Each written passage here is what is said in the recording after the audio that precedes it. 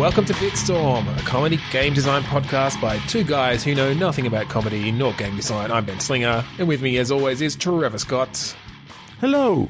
Hello, Trevor. Welcome to this week of our lives. Yes. It's going to be a good one. Let's do some click pitch. Hopefully. The name of the game is Click Pitch. We both have a random word generator. Of the game. On the count of 3, 2, 1, click, we're going to click refresh. We'll take those words, we'll throw them at each other with our voices. We shall mash them together, create a game design, and then throw that game design away because it's shit. Well, and then we click again. It might not be shit. We'll throw it away regardless. Yeah. Or we throw it away because we're not funny. Or we throw it away because we can't bear how much we want to play that cool-ass game that we just came up with. 3, 2, 1, ass game. Yeah, that cool ass game. Most of our games are ass games, to be honest. Damnation. Swim. Hmm. So they found the entrance to hell at the bottom of the Marianas Trench. And okay. Yeah, I like this. I like this a lot. And it's sort of an adventure exploration game. It kind of starts out like a journey to the center of the earth sort of thing where like a group of adventurers sort of get together on this submarine. Yeah, that's it. You're on a submarine. Let's come back to what the actual gameplay is going to be, because there are a few different ways we could go with that. But yeah, the general thing is you're on an expedition, and it's just a regular, scientific expedition to try to discover things down in the depths of the ocean that we haven't seen before. But as you get deeper and it's completely pitch black, and you sort of go deeper in this new prototype submarine than you've ever been able to go before, you start realizing that it's getting light again. But with this ominous kind of glowing red, dim, aura. It's not only getting lighter, but it's also the pressure is starting to let up. Lessen. Yeah. Yeah, your dials and measurements are all off for what they should be for being this deep in the ocean. And yeah. Oh, and then and then I like the idea that the instruments are telling you that you're getting close to the surface, and you're just like, what the fuck is going on? Like, we're kilometers below the surface of the ocean, and it's saying that the pressure and we're 15 degrees down bubble. I don't know what that means. It means that you're going down. Oh, okay. And then you drop into hell, and it's just like the surface of the ocean. It's like an upside down surface of the ocean, right? And then hell is below you, and then you're falling. The submarine's just falling through space. And then it cuts to a scene where you've got like the devil or something in a meeting, and he's just talking about so later on today we're going to do this to Hitler and we're going to do this to this person, and then all of a sudden you see a submarine just fall past the window. Yeah, I was going to say it's like an office building. There's just a giant glass window. As this submarine just falls past. Yep. Yeah, for sure. And then it's a fight your way, or not a fight your way, but like explore hell sort of situation. Yeah. Since you went there though, and I like the comedy of that, maybe this is not your traditional hell structure. Oh, hell no. This is modern hell. This is modern day hell. Yeah, I'm picturing that like it's skyscrapers everywhere. It's effectively I think in the backstory you can sort of see that at some stage like these buildings look incredibly old, so it looks as though Satan at some stage went to Earth and influenced like architects and that sort of stuff into building like skyscrapers and stuff in Hell's image sort of thing. So the whole thing is just a cityscape sort of thing, except I mean, capitalism was definitely Satan's idea, so it kind of makes sense that Wall Street is modeled after hell. Mm-hmm. So I'm picturing it's like an exploration sort of game. Not so much combat, but I like the idea of you sort of running around and solving puzzles. Yes, yeah. I was thinking a Zelda-ish sort of game that you're having to do somewhat some fetch questy sort of stuff, as well as just getting to explore and talk to different citizens of hell. Yeah, I think it's a bit more narrative. Well, yeah, like a bit more character based, a bit more just adventurous. Yeah, I don't know. okay, I'm just trying to think of what direction to take it from to develop this further. Okay, so the characters, maybe? Yeah. Your character, Helena, the reason why she's come along on this journey is because her mentor was involved in one of the first expeditions to the Mariana Trench and disappeared, and basically has been living down in hell for the last 13 years. She finds this out, obviously. Except that time runs a little bit differently in hell. Mm-hmm. So it's actually been the last 13,000 years. Oh, God. Did she get a job? Or is she here suffering? Or is she running the place? Oh, so I'm assuming the mentor is another woman, but it's not necessarily. But, like, what happened? Yeah, I think it's more that because time doesn't really mean anything here. Yeah. Then, it's the equivalent of 13,000 years, but it also, like, for some of it, there was some torture involved, and then... and those days all sort of tend to run together, so it goes by pretty quickly. So I'm not picturing, like, the typical Hellraiser or Cenobite sort of torture, where there's, like, fish hooks put in people's bodies and skin torn off and all that sort of stuff. I'm thinking more mundane tortures. Yeah, things like you're trying to read Twitter and your phone disconnects every 17 seconds, and then the connecting spinner just goes for about 7 weeks, and then finally connects again, and you get your next tweet. Oh God, that's just hell in a handbasket.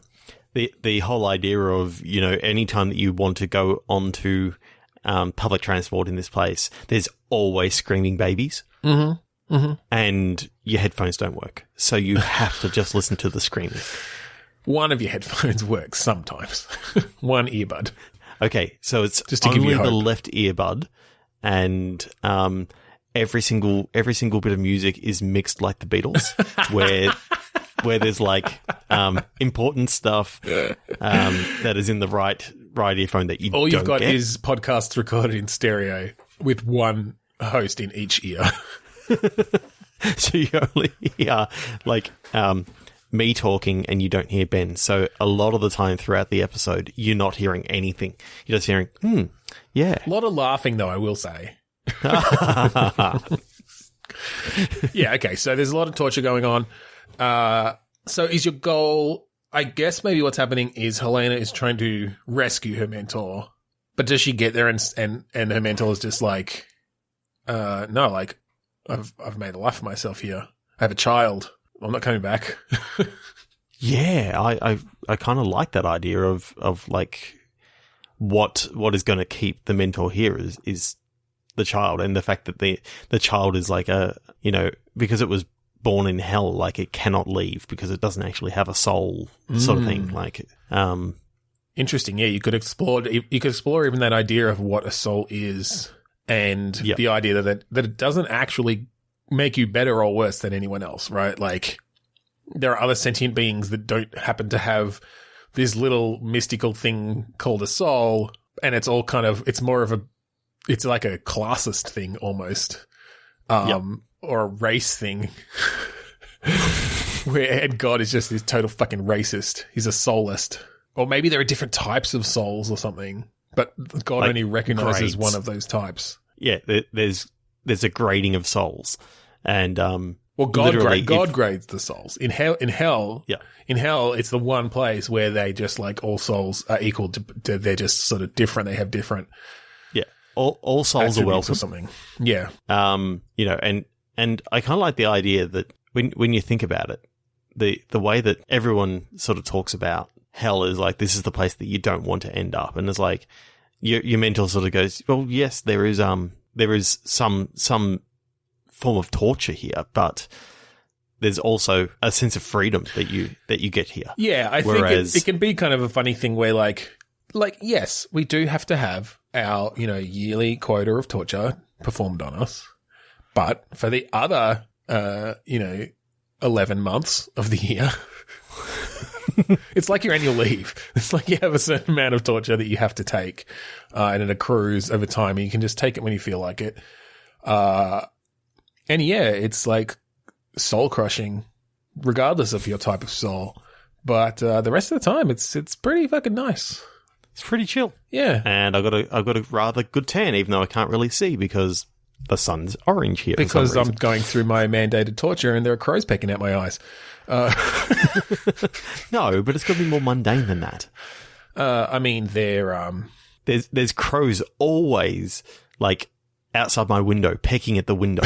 It's like, I can't sleep. I don't know, maybe, yeah. Yeah, okay. It's just got to be mundane stuff. It's like the torture is stuff that doesn't actually physically harm you. It's just more mentally disturbing. Well, I wonder if you can get into... Because, it's not going to be a utopia. I love that we're talking about hell as a potential utopia. But even in hell, there's classism stuff, and it's not around the soul type stuff. It's actually more, like I said, capitalism started in hell, so it's actually like whoever's got the money. Yeah, well, there's a lot around. The reason she's doing so well is she's risen up the ranks to like vice president of lava flow or whatever.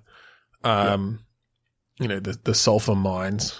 But for a lot of the people down below, it's still pretty shitty. And maybe that's the reason she gets to choose the more mundane tortures, because they're fucking annoying and could drive you mad, but at least it's not shards of glass being shoved into your fingernails. I was going to say something else, but at least I don't have tinnitus where the only thing I can hear is nails going down chalkboards. Yeah, well, yeah, exactly.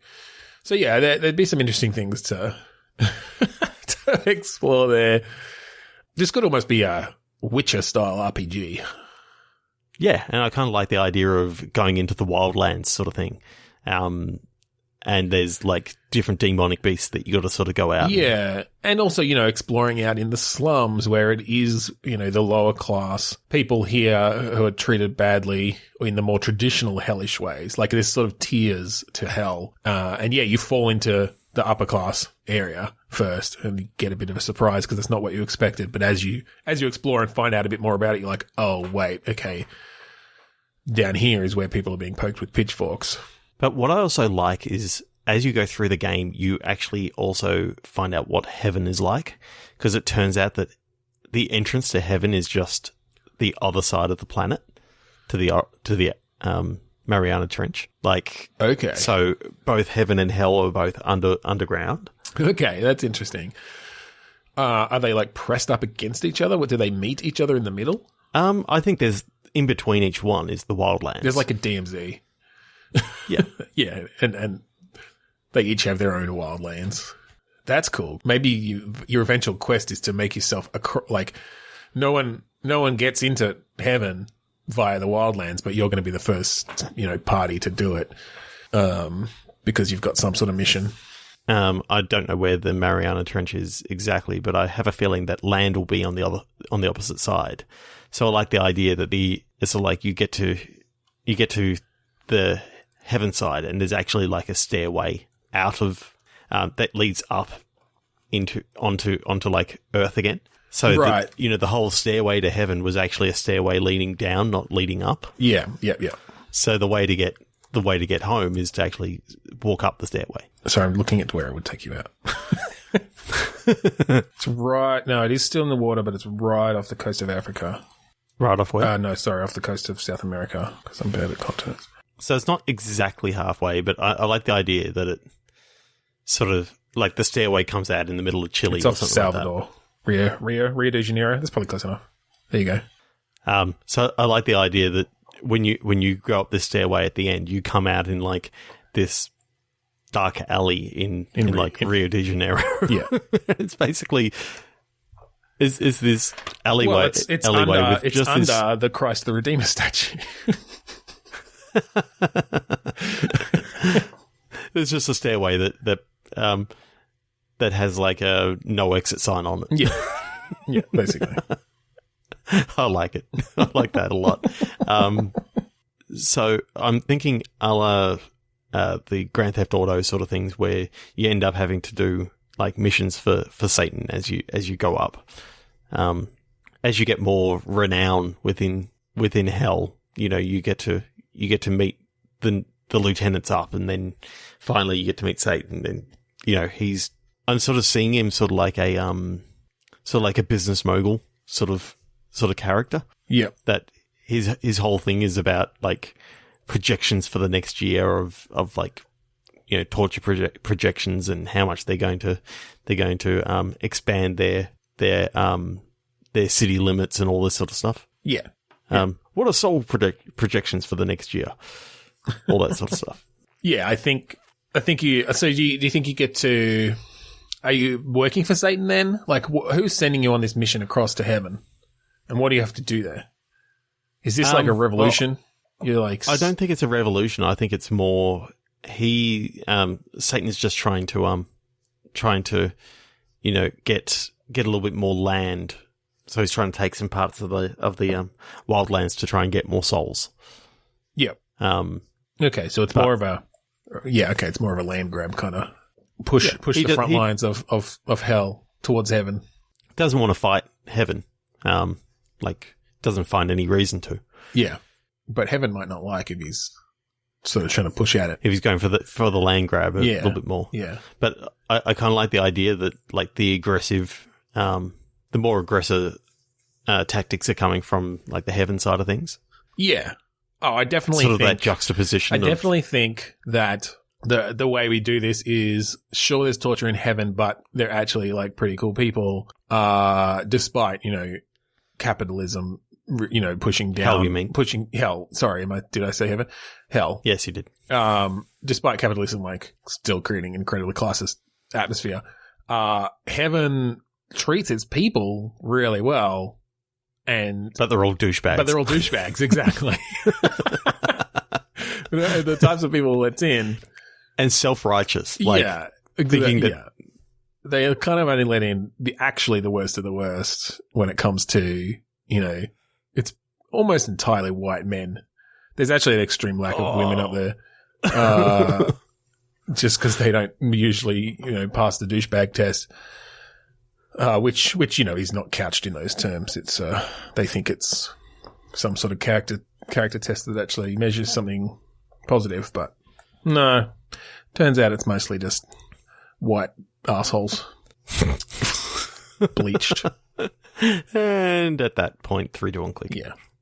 Exchange. Lecturer. Oh, lecturer. Okay. All right. I'm sort of seeing, like, the first thing that came into my head is, like, a university. Yep. And, like, one of the main lecturers who's been going for many years has just fallen ill, and you've got basically a substitute lecturer that has to come in. That was sort of the narrative direction I went in with Exchange as well, but I was wondering if it's worth exploring a more mechanical idea of something around having to move lecturers around, put them in, have them in the right places, the effect that they have on a particular class or a particular university or something.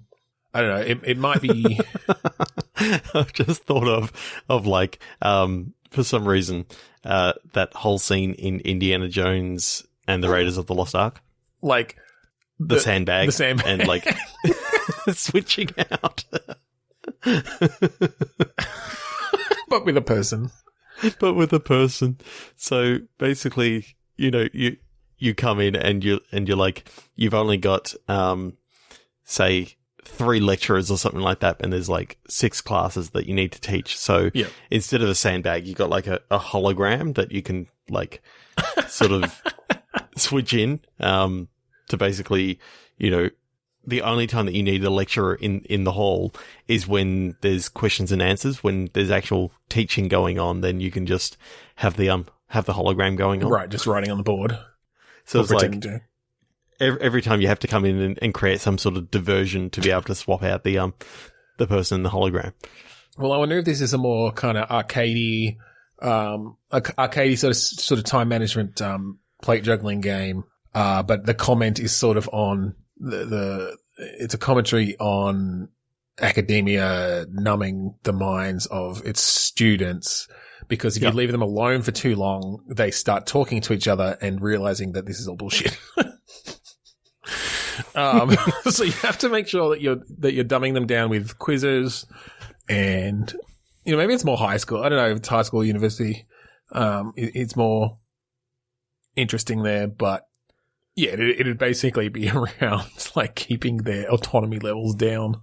It reminds me, actually, there was a game that came out, and it was about the time I was working on a similar sort of game, which was a school simulator, like a business sim sort of thing with a school, in a theme hospital-ish sort of way. And mine was going to be a bit more traditional and had a lot of interesting ideas around students relationships and that sort of thing. Anyway, this one was called, I can't remember what it was called, but there was a mechanic around exactly this of like not letting your students have enough autonomy, but you had to keep it a balance, because basically if you discipline them too much, they turned into pineapples for some reason.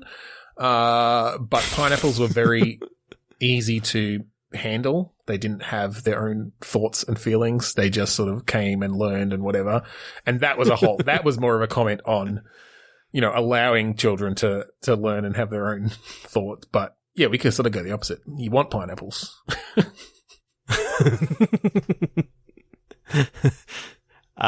So I'm picturing that you played the dean in this one, and over the each sort of level goes for like an hour in game time. Yep. You basically have to keep an eye on. I think it starts out with like one lecturer and one hologram, and basically you have to choose. Okay, we're going to start in this one with the real person for the introduction, and set this one back by 5 minutes, and then right, okay, find a way of distracting everyone, putting the hologram in here to keep the lesson going, and swapping the lecturer into the other. I like this. I'm picturing kind of a top-down-ish sort of view where you've got the school and you've got a couple of lecture halls that are active, and all you can see is inside those lecture halls and the hallways, and every other room is blocked off. They get opened up later. And of course, your lecturer has to move in real time. Like your hologram, you can turn on instantly in either room, but your lecturer, your real life lecturer, has to run from one to the other. And so that would be an interesting balance then. Well, the sort of things that you got to do to like get people to look away is you've got the dean going up the back and like telling jokes and stuff, and everyone turns around to look. You can have like a streaker that everyone sort of focuses in on that. I don't think you need to do that every time. I think what it is your hologram or your lecturer, like if you need to switch them or move them, they can just make an excuse and be like, oh, I'll just be right back. But you can't do that too many times, because every time you do it, it ups the level of sort of questioning of your students. And the longer they're left alone, if they're left alone, then that questioning also goes up. And just to make it even more difficult, I think the higher the kind of curiosity level of your students, the more they're likely to interrupt a lecture to ask a question. So even though you've got the hologram in there and it's not due for, question time for another 5 minutes, someone might ask a question and you either have to ignore the question completely, which is just going to cause their curiosity to go up even more, or you have to literally like have the lecturer run from the other place to come in here, switch them out with the hologram, answer the question, and then decide if you want them to run back or...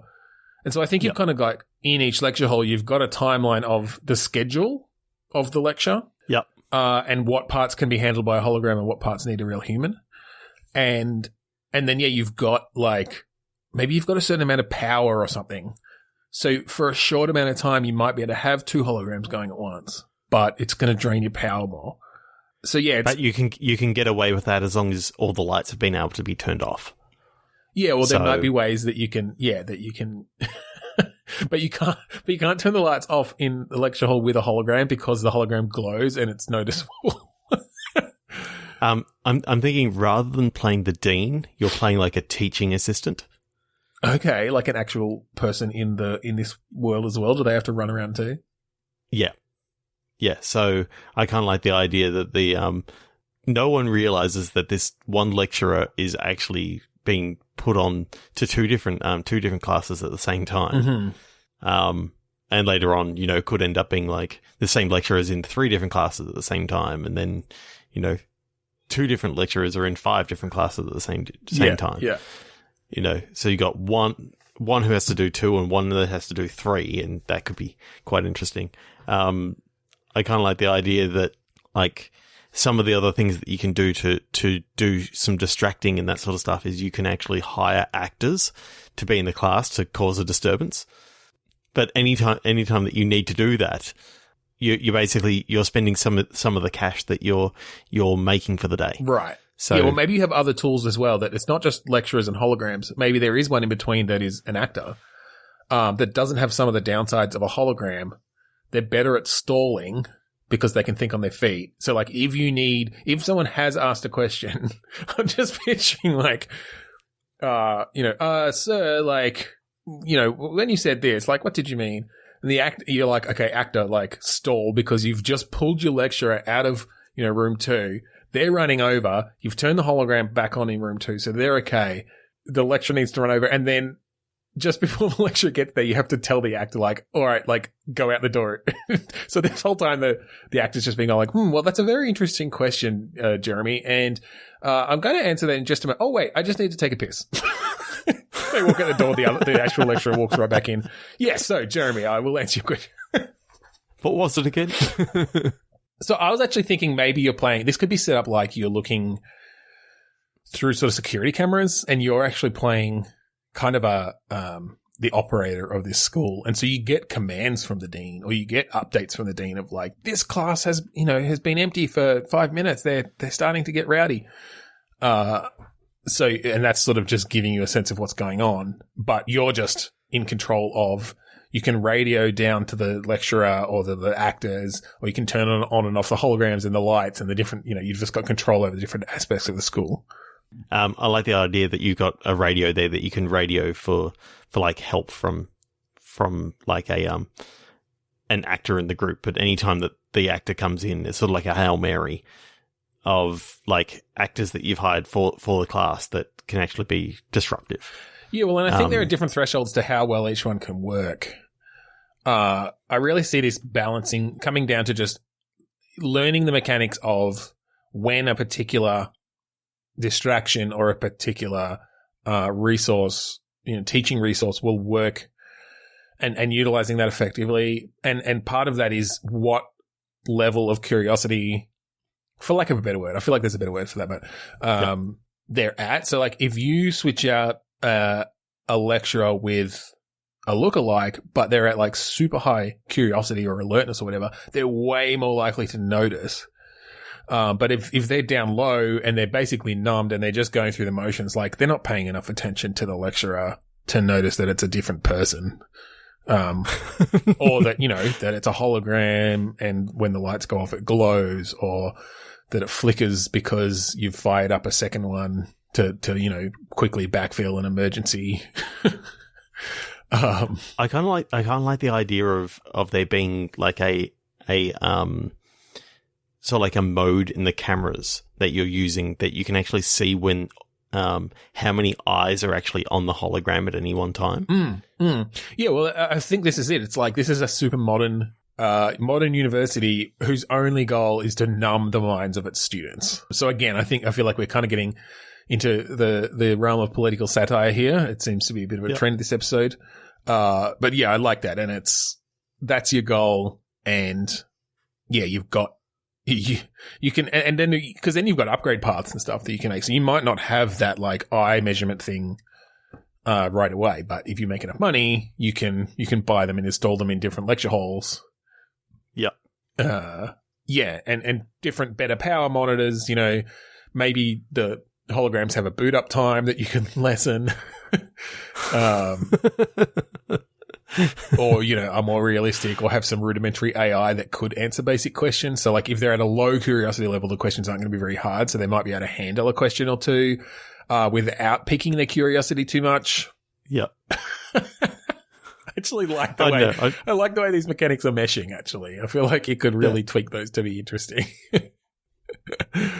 Yeah, I can really see this as like every now and again, like, one of the levels, the lecture hall is actually a good, like, minute and a half apart, so that the lecturer has to like run all the way down the corridor and all this sort of stuff. Totally. Well, and then that's other upgrades you can get is like travelators and stuff to get your physical lecturers around faster. Carpeted floors, so that you don't you're not getting these massive footfalls that you can hear all the way down. I'm just picturing these students in the class, and I mean, this makes perfect sense. You would start to get kind of suspicious if your lecturer can't seem to answer a question. He needs to go out for a cigarette, and you just hear, oh, I need to quit smoking. Oh, love it. That's really cool. Absolutely love it. All right. 3, 2, 1, click. Interface. Note. Okay. So you could take this in a few different ways. Where my mind jumped to immediately is school again, but high school. Yep. Kids like to pass notes. Yes. Particularly about like people that they like or whatever. Maybe the entire interface of the game then is just through note passing. Okay. So I'm thinking first person, could it be VR? Because I'm picturing that you're just sitting at your desk the whole time. Oh, actually, VR would be quite good because part of the interface could be not getting caught. Yeah, so you're looking around and then you're like reaching behind you to collect a note. To collect a note, yeah. And then, making sure the teacher's not looking when you write in a note and tick, yes, I do like, Benji. Nobody, who would call that kid Benji? I mean, my name's Ben, but like Benji? Stupid brain. Benjamin. Yeah, I feel like you could do some interesting stuff with that. I guess, where does the depth come from? Because, the mechanics themselves become fairly obvious with, writing and passing notes without being seen by the teacher. Is it almost a bit of a narrative romance, like almost visual novel style, but presented via these notes? Is it like, how do you, can you write your own notes? What would the interface be for that? I mean, I'm kind of where my head is actually going is it starts going into like it's something rather innocuous when you first start, like you're just passing notes back and forward, and you can sort of choose a couple of different options based on, like, you're not actually physically writing the things, but you're answering the note and that sort of stuff, and then passing it back and all this sort of stuff. Then after a while, like, another note comes in from like somewhere else, and it's a little bit like kind of creepy. Okay. And sort of taking it in a little bit more of a dark direction. Kind of like a I know what you did last summer sort of note that appears. Yeah, okay. I like this a lot. So initially, you've got maybe two friends that you're passing notes back and forth and sort of having these little discussions with. And I like the idea that, for one, each friend has their own type of paper. Handwriting and paper, like maybe the color of the paper, like their notepad or whatever. I like the conversation like building up over time as you answer each other on the one piece of paper until it fills up and then you get a fresh one. Mm-hmm. But then you start passing notes via those people to other people. And I think, I guess where I'm going is I like the idea that you don't necessarily know who a note has come from because it's been passed around the room to get to you. And so, you start learning about the different people in the room, but then you start getting these creepy notes and you're like, oh, who the fuck is this? And then you're trying to identify who it is. You can have like visual cues as you're looking around the room. And again, I am really leaning towards this being VR now. It's 100% VR the entire time. I'm just picturing, like, sort of you're looking forward, you put your hand behind you and you feel the controller vibrate, and that's when you can hold down the grip button, because that's when the note's been passed to you. And to the sides as well, and obviously to the front. But then you got to, unfold a couple of times using actual hand things, but also trying to keep it under the desk sort of thing. Yeah, it would be interesting to mess with that and see how far you could go with those sorts of mechanics. And you wouldn't want to make it too annoying to actually do, but and so it does become just this very narrative thing then of sitting and learning more about the people in this class and then sort of solving this mystery of who is this person and what are they talking about and what are they going to do. Who is your daddy? What? I watched Kindergarten Cop a little while ago. Oh, okay. Yeah, out of context, that was not obvious. Who is your daddy and what does he do? Right. Yeah, I'm not thinking kindergarten. No.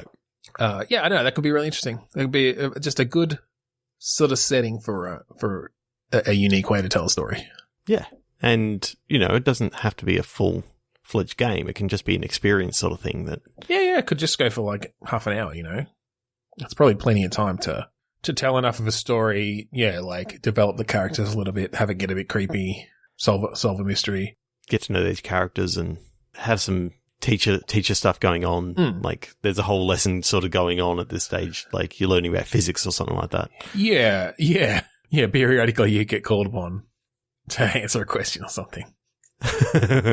I also like the idea of like it's almost a bit of a guess who situation as you narrow down who this could be. You get clues via the letters, via the notes, maybe about what type of person they are, maybe what they're wearing, or like they mention that they do a certain type of sport and there are like 4 people in the room who, have a cricket bat next to them or whatever because they're, there's a cricket match after school. It leads you in the direction of one person, but then they get called up to the principal's office and you keep getting notes. And so it's like, oh shit, it's not them then. Yeah. Like it just really process of elimination. It's sort of a cross between Clue for American listeners, and Guess Who, and like just narrowing that down based on the information you're getting. I like it a lot. Yeah, that's cool. 3 to 1 click. Yeah. Anatomy. Murder. Oh, I feel like we've done some sort of game about like very anatomically correct murders or something. Didn't we do like a Jack the Ripper style? Anyway. Okay. Anatomy of a murder. Maybe it's less around bodily anatomy and more around that sort of phrase, like how you put together a murder. It's like exploring the different parts that make up a murder. Murder. So I have to say it like that. I kind of like the idea that your character is like somewhat a scientist trying to work out how these different murders actually happened. Okay. So each case that you get, it's like a little bit more convoluted than the last. And basically you can set actors in the scene, trying to recreate the murder to try and help solve it. Mm-hmm. So, if you see like, okay, this particular room, there's like a body and it's laying on like this completely destroyed, coffee table. Yeah. And so it's like, okay, now you can back it up from there and, sort of say, now if the character was here and got pushed and would have landed on its back on this thing. So it's like, you got to try and work out what the best way. All right. I like kind of like a puzzle game. Yeah, it is a puzzle game. Here's the kind of elements I'm putting together here. There's a bit of, did you ever play that game Remember Me? Is that what it was? It was the, I think it's in my Steam library. It was, was it, I think it was Don't Nod. Was that Don't Nod's first?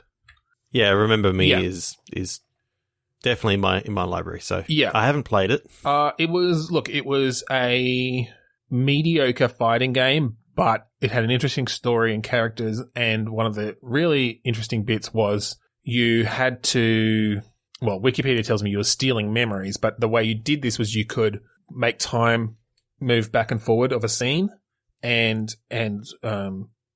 sort of see different aspects of that scene depending on like options you've made. So what I'm thinking is you've got a crime scene, you've got DNA evidence, and you've got, a certain amount of, initially at least, a certain amount of actors, like there are the people involved in this. And as you go, you can actually unlock different, like the reason why you've only got certain amounts of evidence is because they thought that it was just in this one particular area, and then when you find out that you set this thing up that it sort of goes over to the computer first, and it's like, oh, we didn't check there, and it's like then they find out that there's like another couple of fingerprints there, so you can add a couple more. So I'm thinking it's also very similar to the Batman VR game with the detective mode, where you're kind of moving back and forth through time. That was there weren't really puzzles there. It was just like find the right point to touch.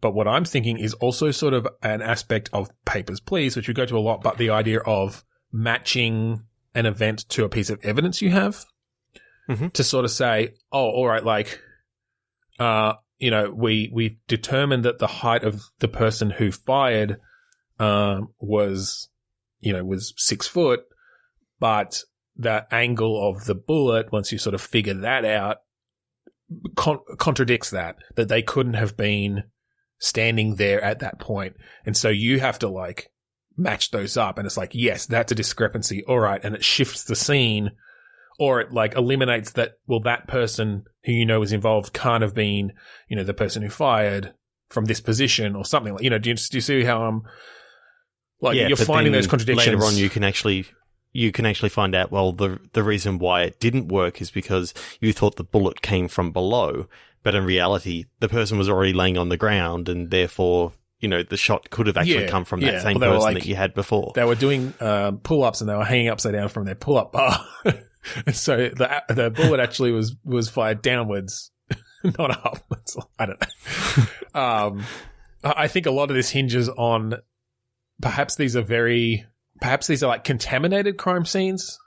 And so you've got suspects that you might need to eliminate for being involved at all. I'm picturing, rather than just being like the very first cases, like in a unit sort of thing, but later on cases are like in a diner or something like that, where there are every a man lot and of his people dog has come through there. So but I'm also thinking that you don't necessarily have a body every time, is I guess what I'm thinking. So in some of these cases, you are literally determining who the victim is. Maybe it's along the lines of, because you're doing this all in sort of a computer simulation, maybe these are like corrupted readings from crime scenes, and you are the expert at figuring them out. So it's like, this is this super futuristic section where literally the entire CSI is they just drop a scanner in the middle of the room and it goes, but sometimes the data gets corrupted. And so all you've got is like these particular pieces of information, like, oh, there's one blood splatter here, but literally you don't know where any other blood was. And, you don't know where the body was found or what it looked like. And so the act of retrieving this data is you then going through and working out this puzzle and figuring out the contradictions. And that's sort of you unraveling this corrupted data. Mm-hmm. So as for interface, I'm thinking that this would be amazing in VR. Yeah, I think that's another one. This is another one that could work on VR. I'm just imagining being able to actually like walk around this scene. Not only walk around, but like, because you were saying that this is like a digital recreation, you can actually, while you're standing there, you can like turn the scene. Yeah, it's very Minority Report move it around. Of like, you can either you can like, stretch it out and blow it up full screen, like full size, like you're walking around it, or then you can just like bring it down, rotate it, put point, collapse it, throw it onto that screen over there. Yes. Yeah, that'd be cool. It's like, all right, pull in the blood spatter data, and like you throw it at the room and it like overlays it over the top. It's very very Tony Stark in the Avengers as well, with him just like grabbing bits of data and it does what you expect it to as you like throw it at in a particular direction. That'd be cool. That'd be a really fun interface to play with, and probably a real challenge to design, but I feel like it could be done. Yeah, I think it definitely could be. That's cool.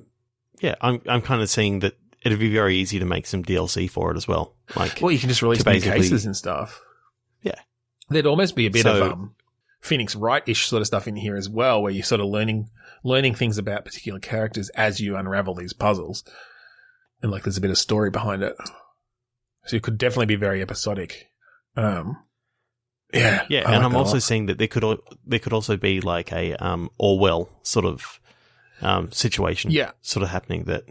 Yeah, well, again, with an interface like this, you could be getting messages from your boss or from your friends or whatever, and it's like, oh, okay, like pull up my messenger client or whatever and bring it up in front of the hologram of the thing. And I mean, just like in VR anyway, with Oculus and stuff, you can, move windows around and that sort of thing in their interface. It's that, but obviously within the game. Yeah, I've got to say, I've been playing around a little while ago, just with like putting like a YouTube video just in, off to the side. So I'll be doing something, I'll look across, and there's like a YouTube video actually playing in a window that I've locked into the game. Yeah, exactly. Like that's so cool to be able to do that. It's amazing being able to do that sort of stuff. Yeah, I think having that actually within the gameplay itself. Yeah, exactly. So you can set up your little workspace however you like in this sort of infinite space. And again, like this is a way that it would work really well room scale without having to be room scale. But if you've got room scale, you've just got more places you can put screens and holograms and stuff. Yeah. Yeah. Well, what I'm actually starting to think is I like the idea that within the story, you're actually within a virtual world. So your character in the game is actually wearing a virtual reality headset. So you feel like you're actually part of the story. So you are actually that character within virtual reality. Or you can maybe they're not wearing a virtual reality headset. Maybe they're wearing an augmented reality headset so that you as the player feel like you're in their world, but with these overlays perfectly over the top of everything. Yeah. Yeah. So you can kind of see people like if you take off, air quotes, your headset, then you can just look around your office and you can see people out the window and they're working and whatever. Or if, you turn off your heads up displays, but and there's other people in their offices just like with a headset on, just like gesturing around and stuff because they're working in the same way. Yeah, that's really quite cool. Yes. I really like that a lot. I can't believe nobody has tried to make an interface like, the Tony Stark-esque kind of grabbing things and moving them around as part of the gameplay. Yeah. That's cool. No, I'm surprised that no one has actually tried to make like, how they've made big screen and virtual desktop and all those sort of things. Why they haven't actually tried making like the Minority Report. Exactly. Yeah. Well, yeah. Yeah. Interface within virtual reality just for doing regular jobs. Maybe when the Knuckles, or what is it, the Index or whatever now, comes out and you've got full hand movement, that might work a bit better for Minority Report since a lot of that was gesture based. Yep. All right. Okay, 3, 2, 1, click. Demonstration. Wrecker. Wrecker. This is a good candidate for some physics based destruction. Yep. For some reason, I'm just seeing like this massive wrecking ball, like coming in and taking out all these demonstrators. Oh, God. God damn it, Miley Cyrus. Okay, I wasn't thinking that you're literally taking out, like, activists. Although I guess we're doing, like, political satire. We could do some in the opposite direction, because I'm sure that's basically the extent of what a right-wing political satire game would be. Killing demonstrators. We're making a point. Well, I was thinking more of all right, here you go. You're building some sort of giant robot that needs to destroy a town, but you don't have control over it as it's destroying. It's like you have to build it and then set it and it goes. It's kind of a BattleBots, but for giant city destroying robots. Well, except BattleBots are controlled by remote controls, or a bit of, you kind of have to give it rudimentary AI, right? Mm-hmm. Yeah. What was your word again? Demonstration. So I'm thinking, okay. The Wrecker. Yeah, like the Wrecker is like the robot codename Wrecker. Yeah, and you're doing a demonstration. You're doing a demo, a la like a military. Yeah, you're like pitching your technology or something. Yeah. In some sort of that's cool. Even some sort of contest so maybe it's on like a model of a town, but they just want to destroy towns. It's a scale model. Okay. So I'm liking this idea, but my head is now gone to a classic 80s film. Okay. Short Circuit. Okay, yes. In which a demonstration happens at the start, and something goes wrong, and basically all the robots are all fine except for one, who basically becomes somewhat sentient. Sentient. Yes. and then decides that it doesn't want to actually, be a military-esque robot, and it's a little bit Iron Giant sort of as escapes. well. Yeah. Mm-hmm. So I kind of like the idea that sort of following along that same sort of thing, that the character who created the robots, or the wreckers, hasn't realized it, but basically one of the 5 models, or however many you want to go with, has actually gained sentience, and you play the robot that gains sentience. Okay. I like the idea of the game starting at the moment your consciousness begins. Yeah. And so you find yourself like out on a battlefield, and you've got a heads-up display. I'm even thinking that it's like something that happened that morning. So like your first thing is basically the just the initial test procedures going through in the morning, like sort of like clicks on, and your creator is just standing there sort of going, well, the camera seems to be working fine. Yeah. This seems to be going okay. And then, click here, something goes wrong, and then you get a little message. Okay, shut it down. AI inhibitor, short circuit. Yep. Sentience gained. It's like there's an error message. And just the idea of it's sort of shutting down, and then it turns back on, a little while later, and there's some more testing that's going on, and then it's off again, and then the next time it actually goes on, like you're in the middle of like a battle simulation. I like the idea you've had a little bit of time to sort of get to know. Yeah.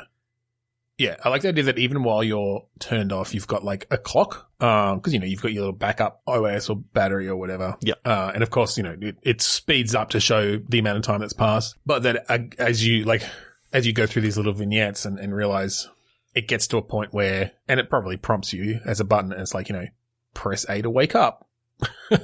Whereas previously you haven't been able to do that. And that's almost where the real game starts, is then, because then you're alone for the first time, as this sentient robot in a lab, and you can start exploring or whatever. Yeah. I really like the idea of, the sort of, there's been multiple, across different days, there's been multiple, tests that you've been involved in because they're preparing for this massive demonstration. Mm-hmm. Yeah. Yeah. And so they've been running multiple drills. And so just because the first, drill doesn't go wrong. Well, and I like the idea that you're slowly gaining sentience. So initially you don't have a lot of control over yourself, right? You haven't figured out how to actually override your programming, but you're aware of it. Yeah. And actually I kind of like the idea, and this might just be at the beginning, but very early on, you don't see everything in full definition. You see like representative blocks that are different colors, because that's how your operating system is like classifying them. Sort of in a similar way to like when you see what the Teslas see in their cameras, or like how their processing works. So you just see these big chunky like 3D shapes, and it's just got person written on it, and it's just got wall, and it's got, robot, or what the model number of your fellow wreckers. Yeah. But every time you wake up, the definition of that starts to, or maybe just quickly throughout that, a bit quicker throughout that first wake up, but you start to see the world like a human does. Yeah, and it gets more definition. Yeah. Until finally you're seeing the full sort of 3D here's world. the graphics for the game. Yeah. And you still get like heads up display stuff that's like identifying things, but it's, yeah. What I do like is, like, any upgrades that happen throughout the game have a legitimate reason as to why they enhance you. Is because you're literally getting upgraded. Yeah. As such. Yeah. So any extra armor that you add is going to actually increase your durability, and then, if you can find like a matter generator or something like that, you can actually restore like your health. Basically, that's how you're restoring it. Yeah, yeah. You find like a repair station or something, like or nanobot, whatever. Yeah, I'm really liking this. And idea. so I'm kind of picturing this as a first person shooter / story, but like narrative thing. Yeah. Bit of stealth, probably, even, as in like I'm picturing that first time you wake up and you're alone, you get to wander a bit. You overhear some conversations and you realize, oh shit, like I can't be seen as being out of line. And so to continue, you actually have to like act like a robot until the big demonstration. And that's when you finally get the opportunity to like express your sentience. Well, Well, what I like is the antagonist is another robot that has also gained sentience. Ooh, okay. But it has sort of taken a more. It's following the party line. It is no. I'm thinking that it's basically taking people out and all this sort of stuff. So it's actually like kill all humans. Yeah, it's sort of taken And the typical. Are more nuanced, and you want the only people you shoot are other robots. Well, yeah, I think there can be a good story reason as to why you break protocol sort of thing to protect your creator sort of thing. Yeah. So you can actually jump out right at the right time to basically stand in front and take down this other wrecker, but then that wrecker escapes, and now you're basically a much either earlier or later model. I'm liking the idea of it's actually this time it's a later model, because how quite often the trope in a lot of those things is it's the earlier model who is the good guy and the later model who seems to be the bad. Yeah. But I kind of like the idea of flipping that trope on its head, and it's like the newer one has got a better quality AI. Yeah, well, exactly. Maybe that's why it's thinking more clearly and more sensibly, whereas the older one, yes, its AI inhibitor is also broken, but the AI itself that is no longer inhibited is not smart enough to do anything but kill. What I like is you can have in the story that the rogue AI that attacked your creator actually was the reason that you've gained sentience, because it copied some of its program into the newest robot to try and give itself an upgrade path. Yeah, that's interesting. Yeah, it tried to copy its OS into a better AI, but all it did was create a brother who then thwarted its plan. Yeah. Oh, geez. I'm really liking some of the ideas that we've come up with today. Like, I know we've been going for an hour and 10 minutes, but I kind of want to keep going. I'm not willing to stop on this yet, because I want to know, is this like a Fallout sort of RPG-ish sort of game? You could go huge. I guess it's how much space do you have to explore, right? Like, what is this world where, like, do you break out of this? Is it short circuit-esque and you go out into the real world of other humans? Like, then that seems like you'd stand out pretty fast. Do you have to pretend to be, maybe this is a world where there are a lot of robots, and so that's where kind of this, almost the stealth or blending in aspect comes in. And you can just be out there in the city with other people and other robots, as long as you don't show that you are thinking. Yeah. That could be cool. I kind of like the idea of having to blend in by doing like menial tasks and all this sort of stuff. Yeah, like having to follow orders from random people on the street, because there's there's the 3 laws or something that you have to obey a human. But the reason why your sentience is so unique is that you don't actually have to follow those 3 rules. Oh yeah, I think once you become sentient, that overrides the 3 laws, and you can kill whoever the fuck you want, but you don't, because you can. But very, very quickly, they recognize you and basically take you out. So well, yeah, of course, not a viable sort of thing. Even though that could be quite interesting to have, like kind of like how in say Infamous, they had like the dark and light path. That yes, you're sort of going down the same sort of story, but the way that people react to you. Well, I was thinking a bit more of is a bit different, an RPG-ish or even a Grand Theft Auto sort of thing, where like you can kill someone or hurt someone, but everyone knows that the 3 laws don't let robots do that. So if they see a robot breaking those 3 laws, like, that is a big deal, and things are going to come down hard. And so you might be able to get away, but now they're hunting you. And the only reason I'd hesitate to say Grand Theft Auto and head more towards an RPG style thing is, like, I don't think that should just go away over time, unless you can fake your own death or something.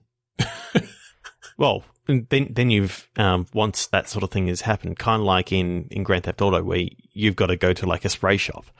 It's kind of the similar thing that you've now got to disguise yourself. Now got to change your chassis. Yeah, you have to get a new serial number. Get it? Yeah. And it costs money, and the only way to get money is by like doing jobs for humans and stuff. Or you kill the mechanic guy and just do it yourself. If you really want to go down that path. Jesus Christ. I like this idea of it being a more open world RPG-ish, kind of Grand Theft Auto-ish sort of thing. Yeah. As a sentient robot trying to blend in in the human world and get ahead in life and find love. Yeah. I'm just now trying to think of what the character's name will be, and I just keep on saying Johnny Five. There's got to be jokes like that sort of stuff. For sure. That gets said. I'm picturing in like the evil robot's monologue is like, Johnny Five is alive, motherfucker. Well, you'd have to have all sorts of reference to other robot movies for sure, but I can't think of any. So I think we'll end it there. Yep. Thank you for joining us this week on Bitstorm. If you want to find us online, the best place to go is podchaser.com/Bitstorm. You can find links to all of our social media pages there, including our YouTube, which has some fun point-click-repeat sessions up there. We'll get some more up at some point in the future. We are also part of the 8-Bit Collective. This is a wonderful network of gaming and otherwise podcasts. You can go to 8bit.net to see all of those, or 8bit.net/Bitstorm to get to our specific page. And but definitely check out some of the other podcasts on there. We'd also like you to check out the AGPN. Just search for AGP Network on Twitter or the Australasian Gaming Podcast Network on Facebook. You can find lots of other awesome gaming podcasts from the Australasian region. A lot of our friends in the podcast world have actually come from that network, and it's just a community that wants to help each other. Yeah. So check them out. And last, we'd like to thank our band, Kuradust, for the use of the song Mount Defiance off of the album Containment Failure. That's it. So thank you again for joining us this week on Bitstorm. I'm Ben Slinger. I'm Trevor Scott. And actually, I'm a hologram of Ben Slinger, and I need to leave very quickly because you asked me a question.